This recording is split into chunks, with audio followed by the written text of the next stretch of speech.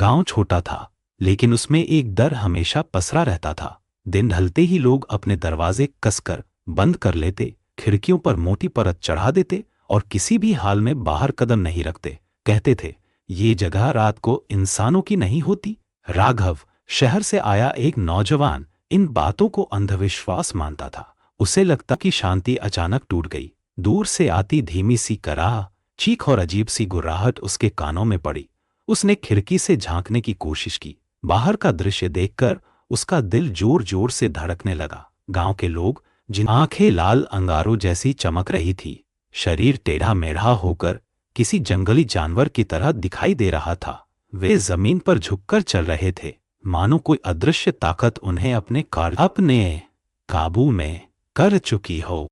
राघव ने देखा, एक बूढ़ी औरत, जिसे उसने सुबह मंदिर में दिया जलाते हुए देखा था, अब जमीन पर रेंग रही थी। उसका मुंह चौड़ा होकर अस्वाभाविक रूप से फैल चुका था और उससे खून टपक रहा था। धीरे धीरे पूरा गांव ऐसे ही बदल गया। इंसान अब इंसान नहीं रहे, वे शिकारी बन चुके थे और उनका शिकार कोई भी हो सकता था, जो गलती से बाहर निकल आए या जिसकी खिड़की अध खुली रह जाए। राघव का दिल दहला, लेकिन डर के बावजूद उसने सच्चाई जानने की ठानी। उसने अपने कमरे में रखी पुरानी किताब खोली जो उसे गांव के बुजुर्ग ने दी थी। उसमें लिखा था, ये गांव शापित है। हर अमावस की रात लोग अपनी असली शक्ल में लौट आते हैं। दिन का उजाला उनका रूप छिपा देता है, लेकिन अंधेरे में उनकी आत्मा जाग जाती है। राघव के हाथ कांपने लगे। अचानक उसकी नजर अपनी हथेली पर पड़ी। नसें नीली हो चुकी थी और उसकी उंगलियां धीरे धीरे मुड़ रही थीं।